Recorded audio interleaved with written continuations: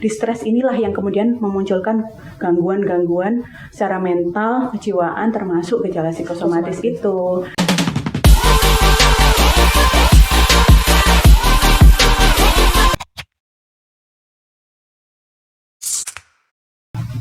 Hai Sobat Sukandar semuanya, bertemu lagi dengan saya Dr. Lukita di Sukandar Podcast.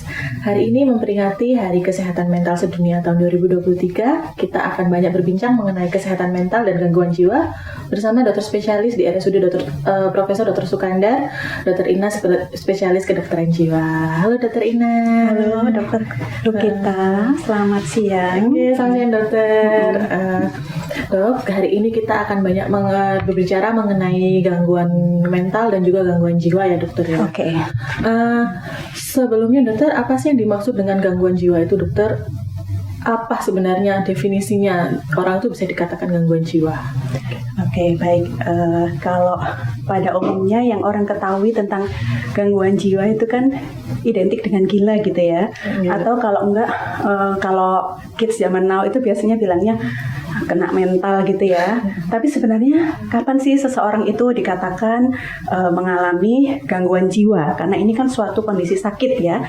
Jadi berdasarkan pedoman panduan diagnosis gangguan jiwa, definisi dari gangguan jiwa itu sendiri adalah sekelompok gejala psikologis ya, baik itu terkait gangguan yang ada di pikiran, perasaan, kemudian perilaku seseorang yang kemudian menimbulkan distres atau ketidaknyamanan dalam hidupnya. Jadi menjalankan kehidupan sehari-hari itu kok rasanya udah nggak enak banget gitu, dan itu mengganggu fungsinya sehari-hari. Misalnya nggak bisa kerja, kemudian nggak bisa sekolah, terus makan minum nggak enak, tidur nggak enak. Nah, kalau sudah mengalami kondisi seperti itu, maka sudah bisa dikatakan orang tersebut mengalami gangguan jiwa gitu.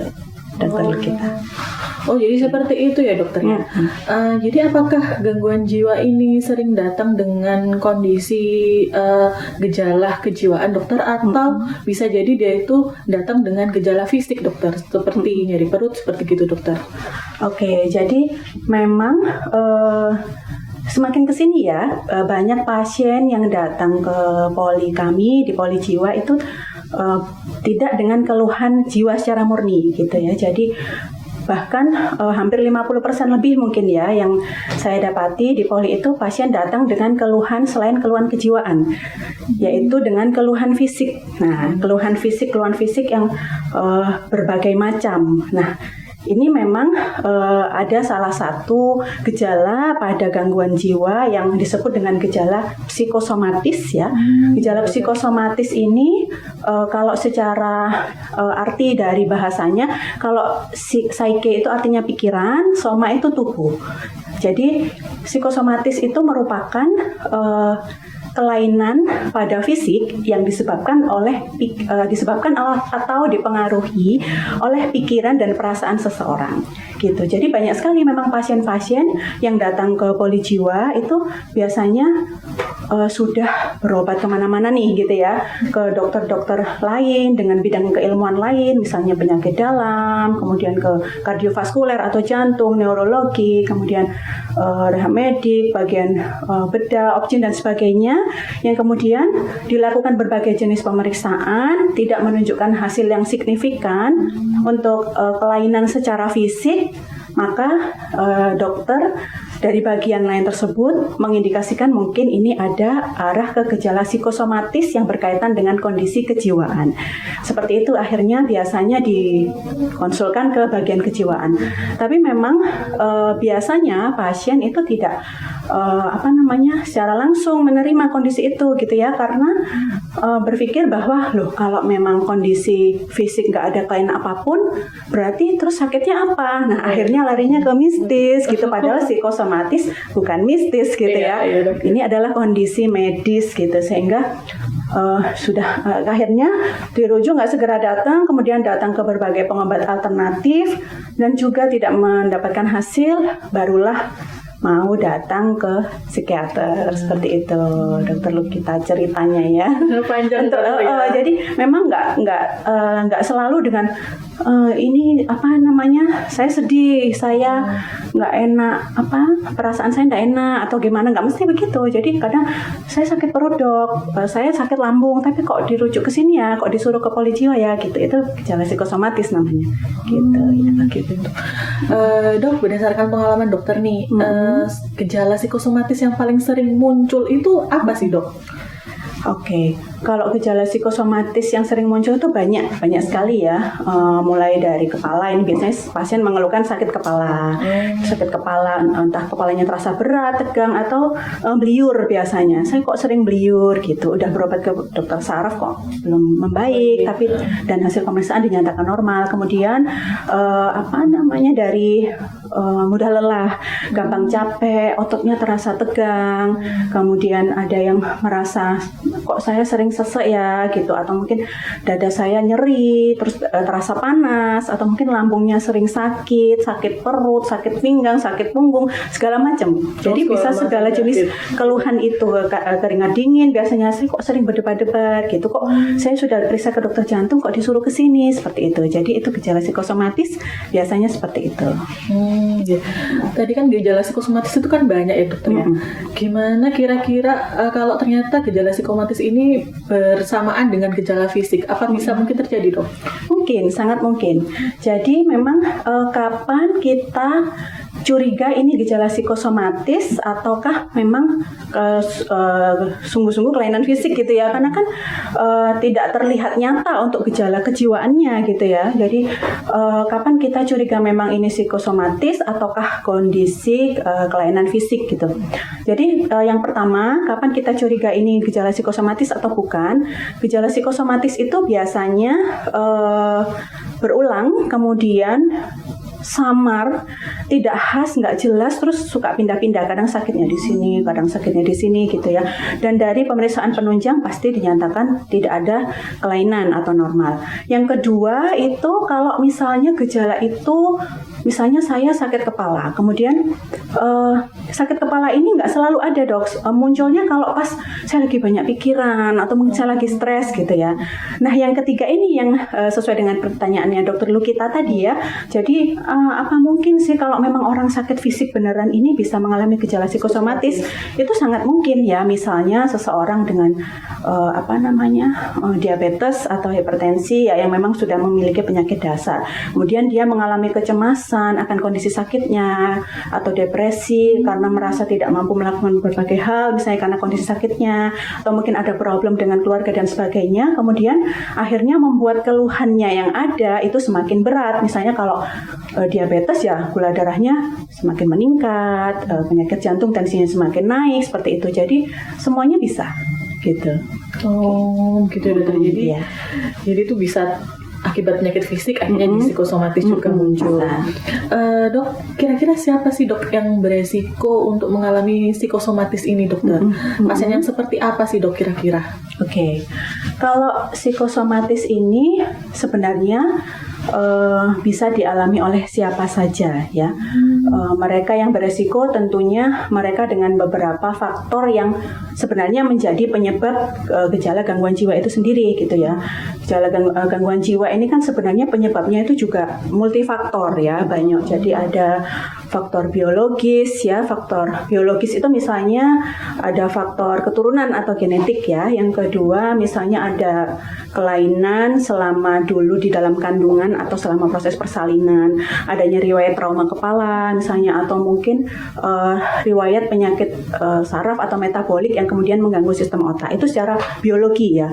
Belum lagi secara psikologis, misalnya ada trauma-trauma yang pernah dialami di masa lalu. Jadi baik itu trauma akibat kekerasan secara fisik, secara emosional, secara verbal, seksual, ini sangat banyak sekali kasusnya. Karena kemudian attachment atau kedekatan dengan orang tua yang kurang, seperti itu. Kemudian faktor sosial, jadi multifaktor ini yang nggak bisa berjalan sendiri gitu. Jadi faktor sosial ini misalnya keluarga yang disfungsional, jadi stabilitas keluarga yang kurang baik, kemudian pola asuh yang kurang tepat, misalnya terlalu otoriter ya, terlalu otoriter tuh keras, disiplin yang harus gini harus gitu ya, atau permisif itu yang apa aja nggak apa-apa deh gitu, pokoknya kamu seneng dan sebagainya, atau yang neglect justru udah nggak direken, tidak dipedulikan seperti itu ya. Kemudian faktor tekanan sosial lainnya atau bullying, nah itu banyak sekali ya, dan ternyata memang manifestasinya itu kan bukan di saat itu saja, tapi pada suatu masa dalam kehidupannya ada muncul trigger atau stresor besar, misalnya ketika dewasa ada problem dengan pernikahan atau mungkin dengan pekerjaan, barulah muncul gejala psikosomatis ini, dan itu bisa dialami oleh siapa saja, tidak memandang usia. Anak kecil-kecil juga bisa mengalami psikosomatis karena banyak juga kasusnya gitu ya, usia, jenis kelamin, agama apapun, profesi apapun, karena saya punya pasien dengan berbagai jenis profesi, dengan tingkat ekonomi yang seperti apapun dan sebagainya, itu bisa, jadi beresiko. Siapapun bisa beresiko gitu. Dok, seringkali kan pasien psikosomatis ini sudah berobat kemana-mana ya, seperti tadi disampaikan oleh Dokter Ina. Iya. Dan kadang pilihan terakhirnya baru ke poli kejiwaan. Nah, kadang itu mungkin karena ada stigma ya dok ya. Stigma ini itu susah untuk dihilangkan. Kira-kira gimana ya dok ya cara menghadapi ketakutan akan stigma ini dok?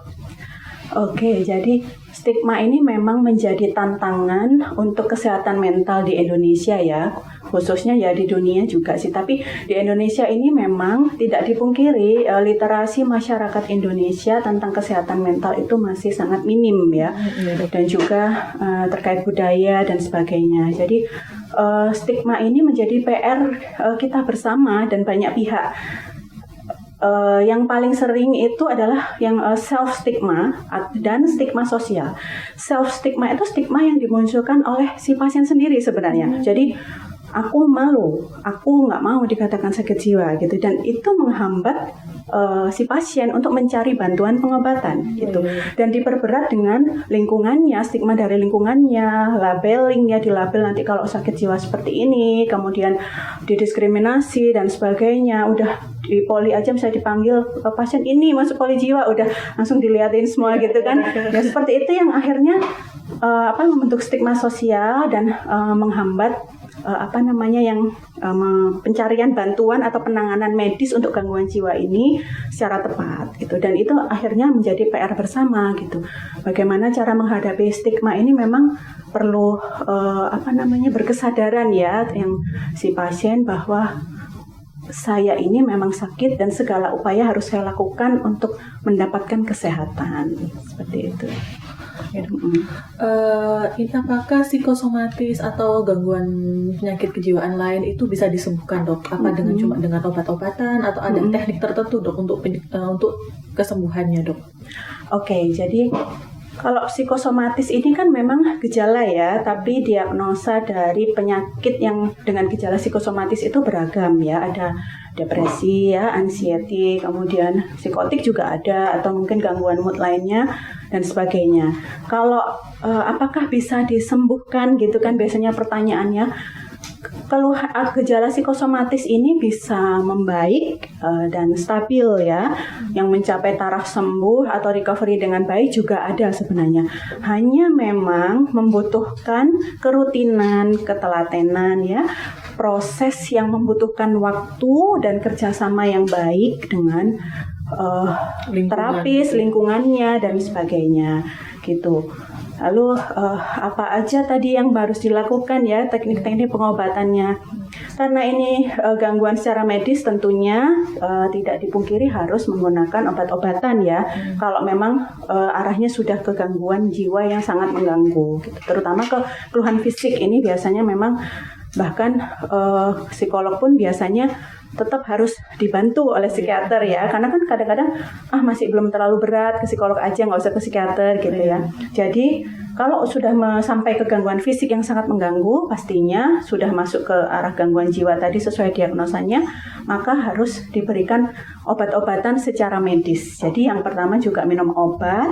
Yang kedua, untuk terapinya juga sama, harus biopsikososial seperti sebabnya tadi gitu ya. Iya. Jadi secara biologinya kita berikan obat. Kemudian secara psikologisnya kita berikan konseling dan terapi ya setelah kondisi emosinya, mungkin keluhan-keluhan fisiknya sudah lebih baik, maka kita mulai masuk ke dalam psikoterapi yang mulai memperbaiki metode cara berpikirnya, mengeregulasi perasaannya, mengekspresikan emosi dan sebagainya.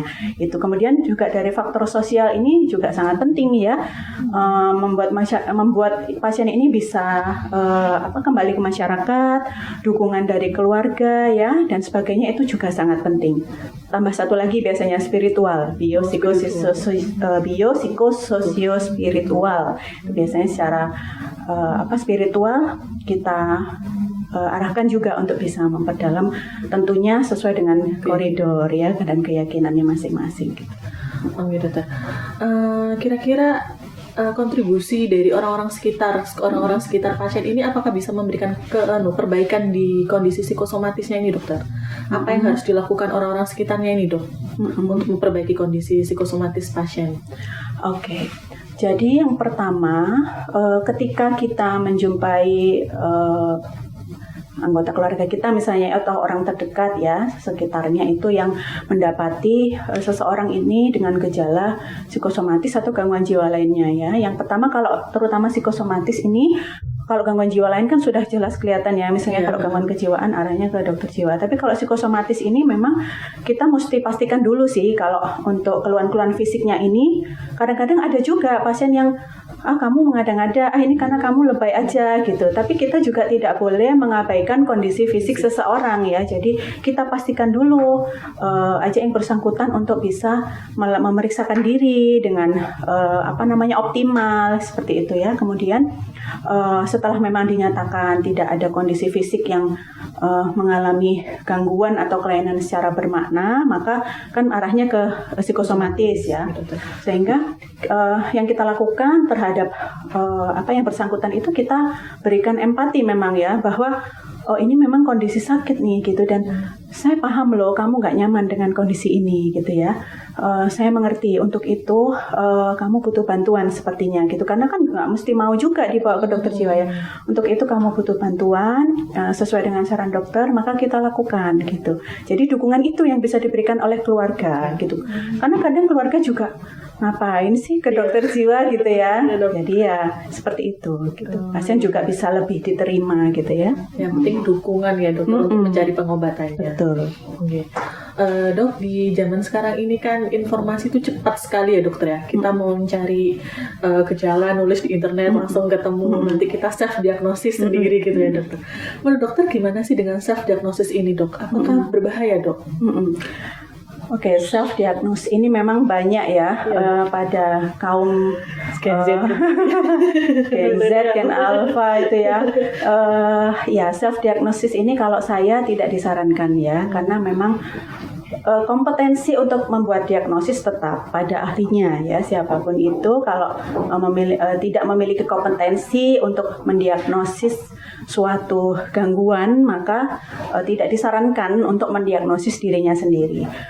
Dan apalagi biasanya kalau dengan cara cari-cari sendiri itu kan tidak selalu seperti itu yang didapatkan gitu kan. Misalnya yang ada keluhannya adalah sakit kepala atau mungkin pusing ya, beliur, terus ada mualnya gitu kan, jatuhnya bisa lambung, kemudian tumor gitu dan lain-lain kan, bisa aku jangan-jangan kena tumor. Nah itu kan menambah kecemasan gitu kan. Ketika kecemasan itu muncul dan terus mengganggu, tidak tertahankan, akhirnya jadi psikosomatis, terus tambah sakit fisiknya juga ada dan sebagainya seperti itu. Jadi tidak disarankan. Lebih baik kalau memang ada keluhan, silakan datang untuk periksa. Gitu. Sekarang ini kan banyak banget ya stresor ya dokter ya, apalagi di zaman sekarang ini. apakah stres itu juga bisa menjadi salah satu penyebab psikosomatis ya dokternya? Terus bagaimana kita menghadapi stres di zaman yang sekarang seperti ini dokter, zaman milenial ini dok? Oke, iya. Karena ya semakin kesini memang untuk gangguan jiwa ini bergeser ya. Kalau yang dulu itu jarang kita temukan pada kasus anak remaja, sekarang memang semakin banyak ya di era yang sekarang ini. Untuk kondisi stres sendiri, sebenarnya stres itu adalah reaksi tubuh kan terhadap hal yang harus kita butuh untuk beradaptasi atau menyesuaikan diri. Jadi stres itu sebenarnya butuh kita gitu. Jadi kita ini setiap individu itu butuh kondisi stres untuk membuat kita lebih termotivasi, lebih semangat, lebih matang gitu ya. Tapi memang ada yang disebut dengan stres baik. Nah, stres baik itu eustress namanya. Eustress itu kalau kita menghadapi suatu kondisi tekanan atau stres tadi yang butuh adaptasi, kita mampu dan kita berhasil gitu ya. Tapi ternyata ada kondisi di mana kita sudah resisten, kemudian exhaustion, jadi kelelahan, nggak sanggup. Jadi akhirnya muncullah distress ini. Nah, distress inilah yang kemudian memunculkan gangguan-gangguan secara mental, kejiwaan, termasuk gejala psikosomatis itu. Nah, terus gimana kalau misalnya banyak distress kayak gini, kita mesti gimana sih gitu kan? Di zaman sekarang tuntutan gini gitu banyak banget gitu ya. Jadi memang ini harus kita upayakan dari diri kita sendiri yang pertama ya. Kita harus banyak-banyak melakukan self care ya. Jadi alih-alih kita selalu sibuk peduli sama orang ya, menyenangkan orang lain gitu ya, lupa nyenangin diri sendiri gitu ya. Itu penting ya. Entah itu hanya dengan sekedar menjalankan hobi atau mungkin me time seperti itu. Atau mengucapkan self love mantra ya, misalnya terima kasih diriku, mohon maaf kalau aku terlalu keras sama kamu dan aku mencintaimu loh tubuhku sendiri gitu ya.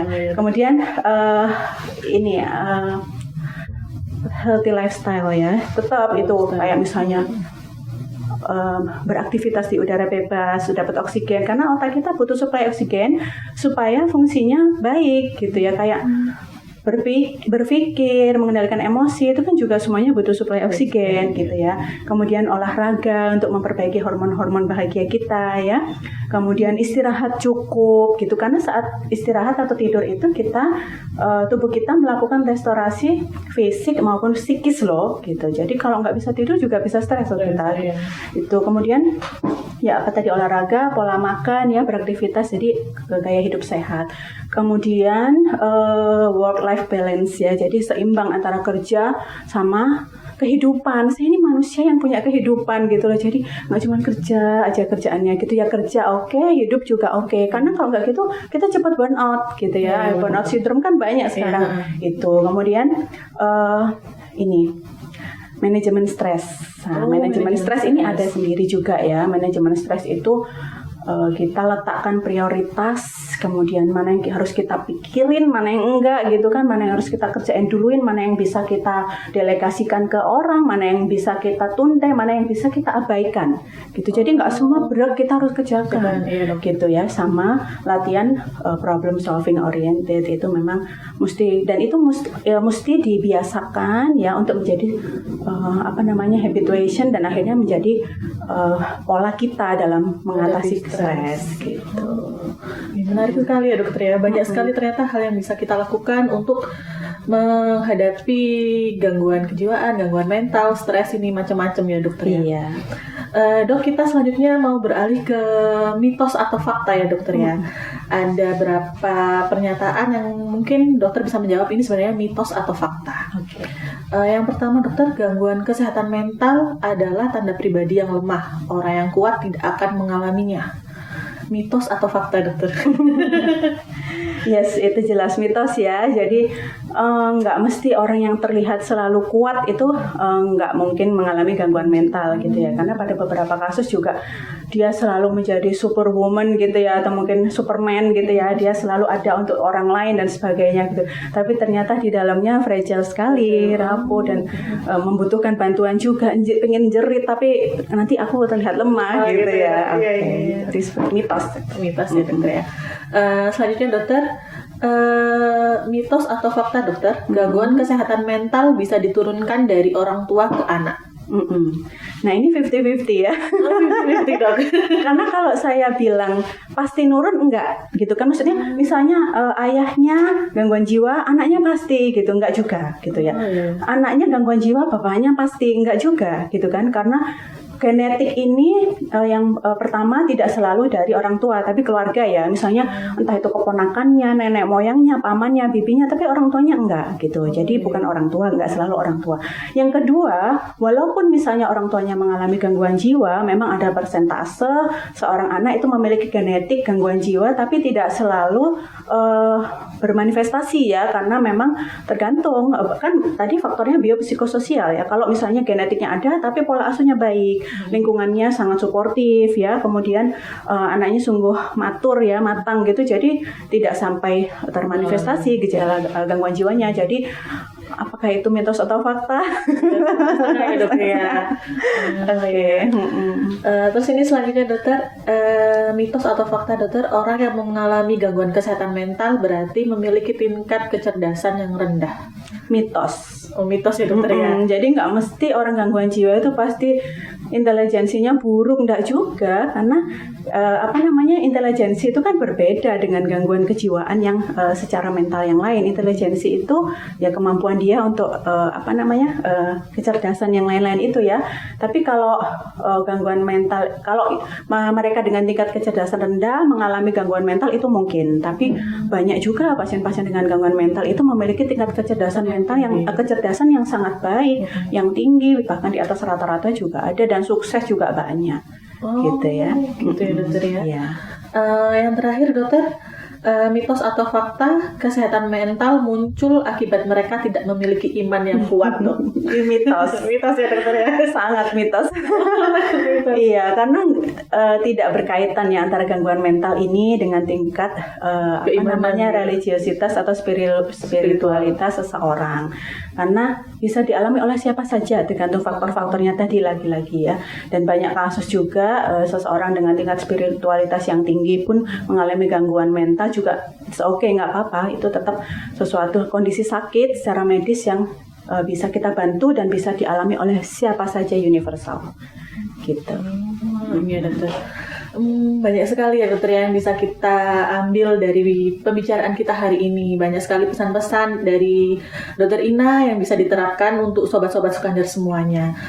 Sebelum menutup acara ini dokter, ada pesan-kesan dokter untuk sobat-sobat Sukandar semuanya dalam menghadapi gangguan mental atau beban yang terlalu berat sehingga mengalami gejala-gejala yang tadi dokter sebutkan. Oke. Iya, kalau dari saya untuk sobat-sobat Sukandar ya, jadi semua gangguan jiwa, termasuk gangguan jiwa dengan gejala psikosomatis ini merupakan gangguan medis ya. Jadi bukan mistis, sekali lagi. Untuk itu jangan pernah ragu untuk mencari bantuan profesional ke dokter untuk mendapatkan penanganan secara tepat. Karena hambatan, kendala, keraguan, atau stigma untuk mencari bantuan secara tepat akan berdampak pada kondisi yang semakin buruk. Setiap orang berhak untuk memperjuangkan kondisi kesehatan jiwanya sendiri, termasuk Sobat Sukandar. Jadi berani melawan stigma demi meraih kesehatan jiwanya sesuai dengan tema Hari Kesehatan Jiwa Sedunia yang tiap tahunnya dilaksanakan pada tanggal 10 Oktober. Tahun ini mengusung tema Mental Health is a Universal Human Right. Jadi kesehatan mental itu adalah hak asasi manusia yang universal. Ingat bahwa tidak ada sehat tanpa sehat jiwa. Seperti itu dokter kita. Menarik sekali ya Sobat Sukandar pembicaraan kita hari ini. Semoga bermanfaat untuk Sobat Sukandar semuanya, dapat menjadi pesan dan juga kesan untuk Sobat Sukandar semuanya. Jangan lupa untuk like, komen, dan juga subscribe akun media sosial Rumah Sakit Profesor Dr. Sukandar. See you, nantikan juga konten-konten selanjutnya dari kami. Dok, salam sehat jiwa.